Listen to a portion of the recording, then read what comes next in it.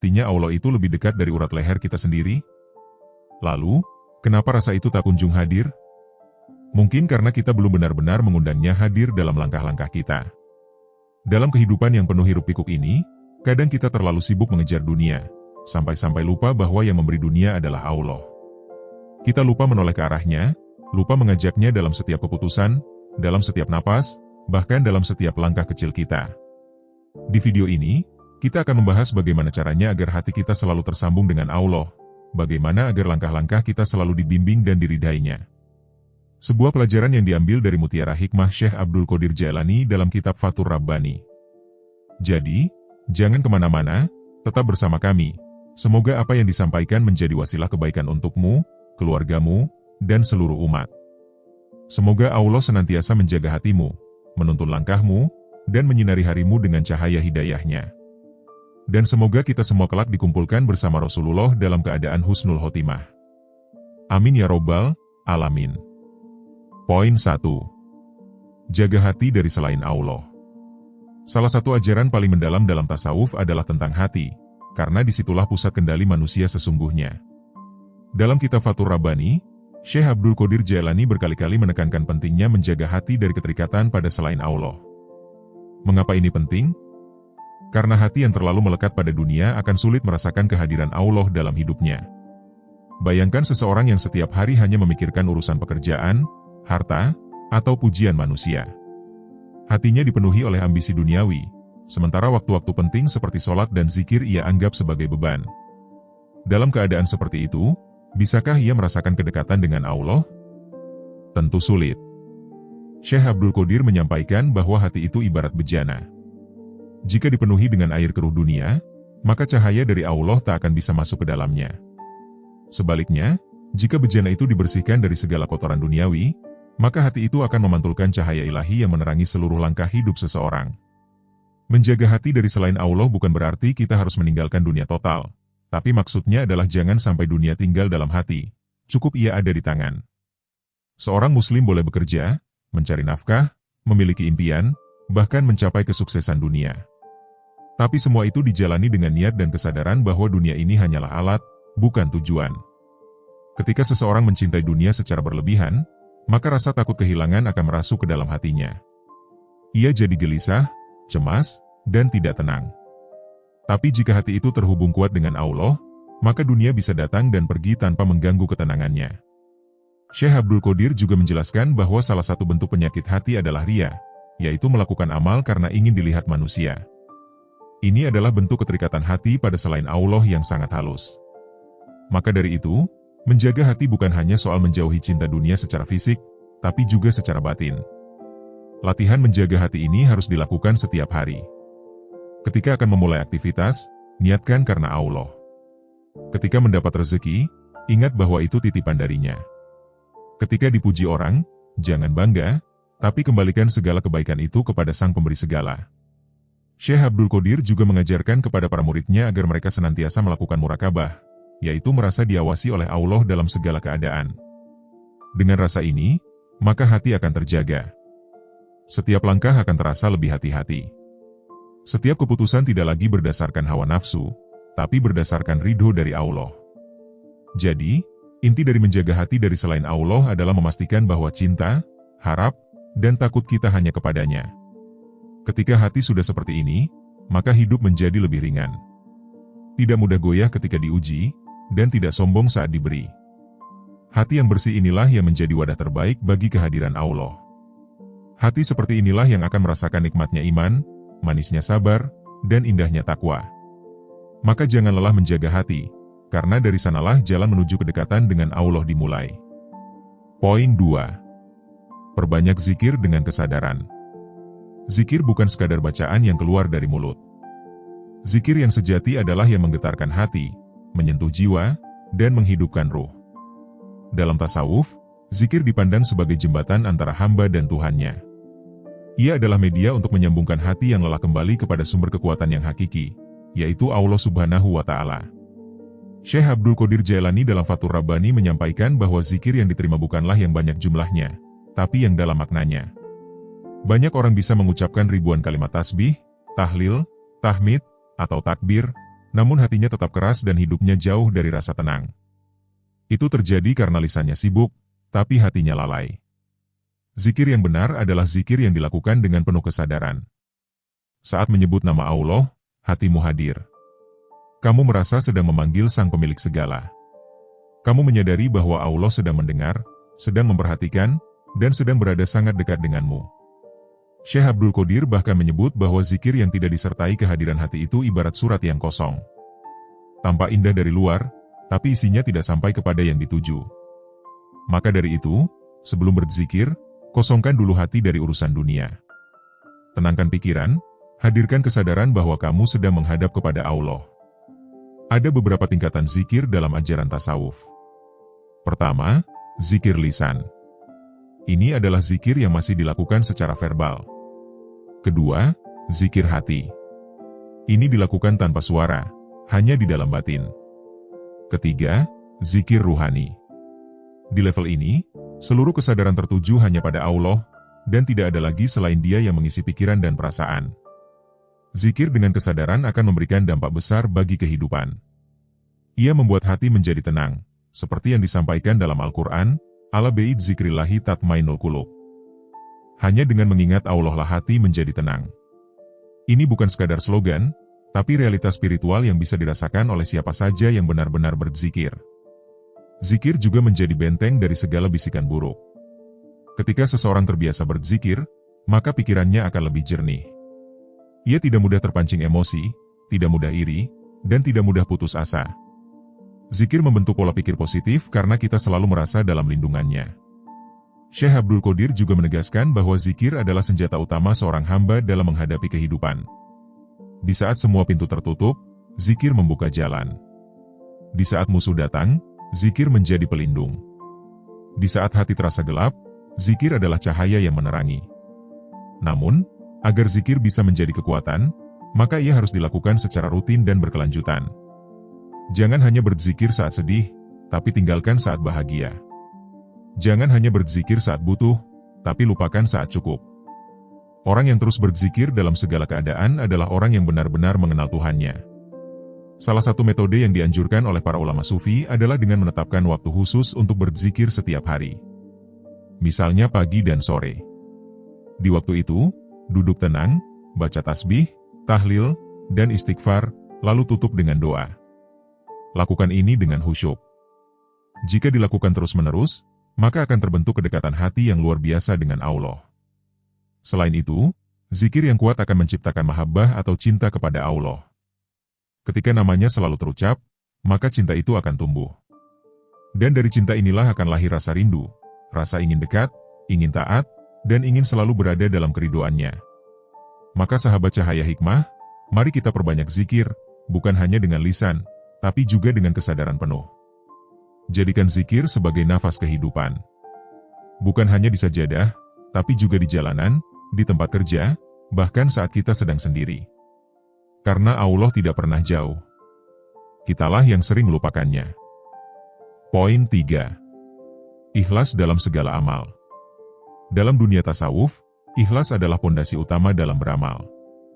Tidak ada amal yang akan sampai kepada ridho Allah jika tidak dibarengi dengan keikhlasan. Para sufi, termasuk Syekh Abdul Qadir Jailani dalam Fathur Rabbani, sering menekankan bahwa ikhlas bukan hanya tentang tidak mengharap balasan dunia, tapi lebih dalam lagi, yaitu membuang semua keinginan selain menggapai kedekatan dengan Allah semata. Ikhlas itu ibarat akar dari sebuah pohon. Jika akarnya sehat, maka pohon akan tumbuh dengan kokoh dan menghasilkan buah yang baik. Begitu pula amal yang didasari ikhlas, meskipun kecil, akan bernilai besar di sisi Allah. Sebaliknya, amal yang tampak besar namun syarat dengan ria, ujub, atau ingin dipuji manusia, bagaikan pohon besar yang rapuh karena akarnya busuk, mudah tumbang, sia-sia di akhirat. Syekh Abdul Qadir Jailani menyampaikan bahwa banyak manusia yang beramal dengan semangat, tapi hatinya penuh harap pada pujian orang lain. Mereka lebih takut kehilangan citra daripada kehilangan cinta dari Allah. Padahal, hakikatnya, manusia tidak bisa memberikan apa-apa. Mereka hanyalah makhluk yang tak berdaya tanpa izinnya. Maka mengapa hati kita lebih condong kepada mereka? Ikhlas juga menuntut konsistensi hati. Saat seseorang melakukan amal kebaikan seperti bersedekah, membantu orang lain, menolong yang lemah, atau bahkan sekadar menyapa dengan senyuman, semua itu bisa bernilai ibadah jika diniatkan karena Allah. Tapi begitu niat bergeser, misalnya ingin mendapat ucapan terima kasih atau agar dikenal sebagai orang dermawan, maka keikhlasan itu perlahan memudar. Disinilah tantangan batin yang nyata. Orang-orang sufi melatih diri mereka untuk terus memperbarui niat. Sebab niat itu bisa berubah-ubah tanpa disadari. Maka dalam setiap amal, mereka selalu bertanya kepada diri sendiri, untuk siapa aku melakukan ini? Bila jawaban itu bukan karena Allah, maka mereka berhenti, mengevaluasi, dan memperbaiki arah hati. Bahkan dalam amal yang sifatnya wajib seperti sholat, puasa, zakat, jika dilakukan bukan karena cinta dan takut kepada Allah, maka nilainya bisa berkurang. Misalnya, seseorang yang sholat tepat waktu hanya karena takut ditegur orang tua atau ingin dianggap taat oleh lingkungan sosial, belum tentu mendapat nilai spiritual yang utuh di sisinya. Oleh karena itu, penting bagi setiap muslim untuk berlatih menyucikan niat, menjadikannya semurni mungkin, hanya tertuju kepada ridho Allah. Syekh Abdul Qadir mengajarkan bahwa ikhlas adalah buah dari ma'rifah, yaitu pengenalan mendalam terhadap Allah. Seseorang yang mengenal Allah dengan hatinya, akan mencintainya sepenuh jiwa. Dari cinta itulah muncul keinginan kuat untuk beramal hanya deminya. Tidak peduli dilihat atau tidak oleh manusia. Tidak peduli dipuji atau dicaci. Sebab, cukup bagi mereka bahwa Allah Maha mengetahui apa yang tersembunyi di dalam dada. Bagaimana cara melatih diri agar ikhlas? Salah satunya adalah dengan menyembunyikan amal kebaikan sebanyak mungkin. Jika kamu bersedekah, jangan semua harus tahu. Jika kamu menolong, tak perlu diumumkan. Jika kamu mendoakan orang lain, biarlah hanya kamu dan Allah yang tahu. Semakin tersembunyi amal itu, semakin besar peluang keikhlasan hadir. Selain itu, perbanyaklah menyendiri dengan Allah. Berbicaralah dengannya dalam kesunyian. Curahkan isi hatimu, harapanmu, keluh kesahmu.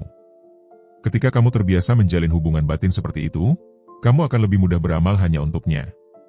Sebab kamu merasa bahwa hanya Allah yang betul-betul memahami isi hatimu. Ikhlas juga berarti tidak kecewa saat kebaikanmu tidak dihargai. Tidak marah saat bantuanmu dilupakan. Tidak sakit hati saat niat baikmu disalahpahami. Sebab kamu tahu bahwa kamu tidak melakukannya demi mereka, tapi demi Dia yang Maha Mengetahui.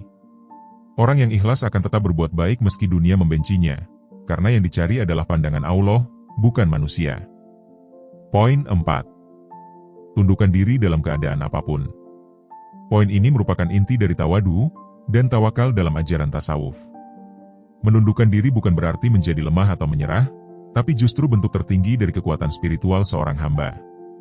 Orang yang mampu menundukkan dirinya dalam segala keadaan berarti telah memahami bahwa segala sesuatu datang dari Allah, nikmat maupun ujian, kegembiraan maupun kesedihan.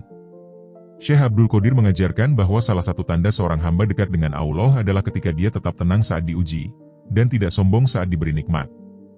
Artinya, hatinya tidak tergantung pada kondisi dunia, tapi tertambat hanya kepada Sang Pencipta dunia. Dalam keadaan senang, banyak orang terlena. Mereka merasa semua terjadi karena usahanya, kecerdasannya, kerja kerasnya. Padahal, semua itu tidak akan terjadi tanpa izin dari Allah. Syekh Abdul Qadir menyindir orang-orang yang saat susah rajin berdoa, tapi ketika lapang justru lalai. Hatinya lebih sibuk dengan dunia daripada dengan Zat yang memberinya dunia. Dalam keadaan sulit, ada pula yang putus asa. Mereka merasa doanya tak dikabulkan, hidupnya tak adil, dan perlahan kehilangan kepercayaan kepada Allah. Padahal, ujian itu adalah bentuk cintanya yang ingin membersihkan jiwa kita dari penyakit hati, membimbing kita kembali kepadanya. Menundukkan diri di saat sulit artinya tetap sabar, tetap berprasangka baik kepada Allah, dan tetap istiqomah dalam ibadah. Orang-orang yang mampu seperti ini adalah para wali Allah, sebagaimana diajarkan oleh Syekh Abdul Qadir. Tunduk juga berarti menerima takdir dengan lapang dada, tanpa mengeluh berlebihan. Bukan berarti tidak boleh sedih atau menangis. Tapi jangan sampai kesedihan itu merusak imanmu. Kesedihan adalah bagian dari ujian batin. Tapi saat engkau tunduk dan tetap percaya bahwa di balik semua ini ada rencana terbaik dari Allah, maka hatimu akan kuat dan jiwamu akan damai. Syekh Abdul Qadir menasihati, jangan mencintai dunia hingga engkau membenci akhirat. Jangan bergantung pada makhluk hingga engkau melupakan Sang Khalik. Artinya, ketika seseorang terlalu berharap pada manusia, maka dia akan mudah kecewa. Tapi jika harapannya tertuju hanya kepada Allah, maka apapun hasilnya, dia akan tetap ridho. Tunduk juga bisa berarti menghentikan perlawanan batin terhadap ketetapan Allah. Misalnya, ketika sesuatu tidak berjalan sesuai rencana, bukannya marah, kita mencoba mencari hikmah. Ketika kehilangan, bukannya protes, kita mencoba menerima bahwa itu memang belum ditakdirkan untuk kita. Namun, tunduk bukan berarti pasrah total tanpa usaha. Tasawuf tidak mengajarkan kita menjadi fatalis. Kita tetap harus berusaha sebaik mungkin, berdoa dengan sungguh-sungguh, dan menjalani hidup dengan semangat. Tapi setelah semua dilakukan, kita serahkan hasilnya kepada Allah dengan penuh tawakal. Syekh Abdul Qadir Jailani mencontohkan hal ini dalam kehidupannya. Beliau tetap berdakwah, mengajar, dan memperbaiki umat dengan sungguh-sungguh. Tapi beliau juga tidak pernah mengeluh ketika hasilnya tidak sesuai harapan. Karena beliau tahu, tugasnya hanya berusaha, hasilnya adalah hak prerogatif Allah. Ketundukan juga ditunjukkan melalui kesabaran dan rasa syukur yang seimbang. Dalam Al-Quran disebutkan bahwa sedikit sekali hamba yang pandai bersyukur. Padahal syukur adalah kunci untuk mendapatkan lebih banyak nikmat. Sementara sabar adalah kunci untuk bertahan dalam ujian. Kedua hal ini hanya bisa hadir jika hati seseorang sudah tunduk kepada ketetapan ilahi. Maka, jika engkau ingin merasakan kehadiran Allah dalam setiap langkahmu, latihlah hatimu untuk tunduk. Tunduk saat bahagia, agar tidak lupa diri. Tunduk saat sedih, agar tidak berputus asa. Tunduk saat sukses, agar tidak sombong. Tunduk saat gagal, agar tidak patah semangat. Sebab, dalam setiap detik kehidupan, ada skenario yang Allah siapkan, yang jauh lebih indah dari yang kita bayangkan. Poin 5. Jadikan sholat sebagai poros kehidupan. Dalam pandangan para sufi dan ulama besar seperti Syekh Abdul Qadir Jailani, sholat bukan hanya kewajiban ritual harian, melainkan jembatan ruhani yang sangat agung untuk menghadirkan Allah dalam setiap detak kehidupan. Sholat bukan sekadar bacaan atau gerakan tubuh, tapi adalah dialog rahasia antara hamba yang lemah dengan Sang Pencipta yang Maha Kuasa. Karena itu, menjadikan sholat sebagai poros kehidupan artinya menjadikan momen-momen sholat sebagai pusat gravitasi dari seluruh aktivitas kita. Syekh Abdul Qadir mengajarkan bahwa seseorang belum benar-benar hidup jika ruhnya tidak terhubung dengan Allah dalam syalatnya. Sholat adalah saat ketika dunia seharusnya diam, nafsu seharusnya tenang, dan hati hanya memandang satu arah, kepada Allah semata. Maka tak heran jika beliau menyebut bahwa barang siapa yang ingin merasa dekat dengan Allah, hendaknya ia memperhatikan kualitas syalatnya, bukan hanya kuantitasnya. Dalam sholat, seseorang belajar kerendahan. Ketika sujud, dahi yang paling mulia dari tubuh manusia itu menyentuh tanah. Itu adalah simbol pengakuan total bahwa kita hamba yang fakir di hadapan Allah. Dan dalam setiap sujud itu, para sufi menemukan kebahagiaan. Bukan dari dunia, tapi dari rasa bahwa mereka sedang sangat dekat dengan Allah. Sholat yang benar juga menjadi kompas spiritual.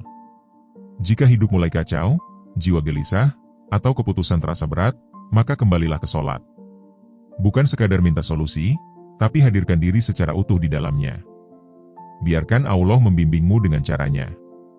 Banyak orang melaksanakan sholat, tapi tidak menjadikannya poros.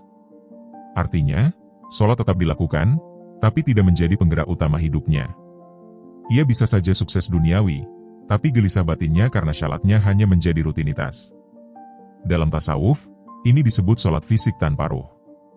Maka tugas seorang hamba yang ingin menghadirkan Allah dalam setiap langkah adalah menjadikan setiap rakaat sebagai momen perubahan, baik untuk niat, sikap, maupun arah hidup. Syekh Abdul Qadir juga menekankan kehusyukan. Dalam Fathur Rabbani, beliau mengingatkan bahwa khusyuk bukan hal yang datang tiba-tiba, tapi hasil dari mujahadah, perjuangan menundukkan hawa nafsu dan fokus kepada Allah. Maka, sholat yang khusyuk akan melahirkan hati yang lembut, perilaku yang tenang, dan hidup yang terarah.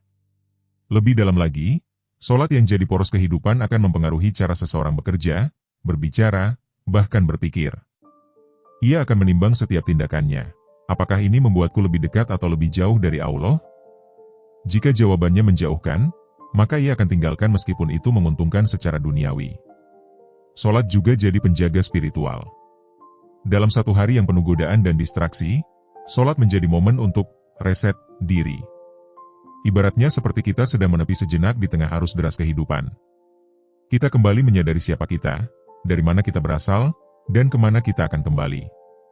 Dan yang paling penting, menjadikan sholat sebagai poros artinya menjadikan Allah sebagai tujuan utama dari semua aktivitas. Karena saat seseorang melangkah dalam hidup dengan tujuan akhir adalah ridho Allah, maka segala hal yang datang padanya, baik nikmat atau ujian, akan terasa sebagai bagian dari perjalanan menujunya. Poin 6.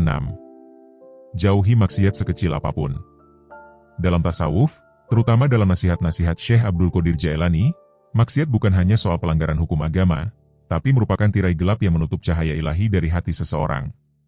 Sekecil apapun maksiat itu, jika dibiarkan, bisa mematikan sensitivitas ruhani, membuat hati kering, dan menjauhkan seseorang dari hadirat Allah. Maksiat memiliki sifat seperti debu halus yang menempel tanpa terasa. Jika tidak segera dibersihkan, lama-lama ia menumpuk dan menutupi kejernihan hati. Syekh Abdul Qadir menasihati para muridnya untuk selalu waspada terhadap dosa-dosa kecil karena dari situlah biasanya dosa besar lahir. Ibarat retakan kecil di bendungan yang jika dibiarkan, bisa meruntuhkan segalanya. Menghindari maksiat juga merupakan bentuk penghormatan terhadap diri sendiri sebagai hamba yang mulia. Kita diciptakan oleh Allah bukan untuk mengejar hawa nafsu, tapi untuk mengenal dan mencintainya. Setiap kali kita jatuh dalam maksiat, sejatinya kita sedang menjauh dari tujuan penciptaan kita sendiri. Syekh Abdul Qadir menekankan bahwa setiap dosa yang dilakukan akan meninggalkan bekas dalam hati. Bekas itu bisa berupa rasa gelisah, kehilangan ketenangan, dan hilangnya rasa nikmat dalam ibadah. Bahkan kadang-kadang, dosa bisa membuat seseorang sulit menangis dalam doa, sulit khusyuk dalam sholat, atau sulit merasakan kehadiran Allah meskipun ia berzikir. Para sufi mengibaratkan maksiat seperti karat pada cermin hati. Jika karat itu terus menumpuk, maka cermin hati tidak bisa lagi memantulkan cahaya ilahi. Maka penting sekali bagi seorang hamba untuk menjaga pandangannya, lisannya, pendengarannya, bahkan lintasan-lintasan pikirannya dari hal-hal yang mengarah pada kemaksiatan. Poin penting lain yang ditekankan dalam ajaran Syekh Abdul Qadir adalah bahwa godaan untuk maksiat tidak akan pernah hilang. Tapi seorang hamba yang sadar akan selalu siaga. Ia tahu bahwa iblis dan hawa nafsu tidak pernah libur. Maka satu-satunya cara untuk tetap dekat dengan Allah adalah dengan terus membersihkan diri dan menjauhi maksiat sekecil apapun. Menjauhi maksiat juga membuat hati lapang dan cahaya keimanan semakin kuat. Ini bukan hanya soal tidak melakukan dosa, tapi juga soal menciptakan ruang dalam hati untuk cahaya Allah bisa hadir. Hati yang bersih akan lebih mudah menerima hidayah, lebih peka terhadap nasihat, dan lebih lembut dalam berinteraksi dengan sesama. Satu hal yang sering diabaikan adalah bahwa maksiat bisa dilakukan tanpa disadari, terutama di zaman sekarang.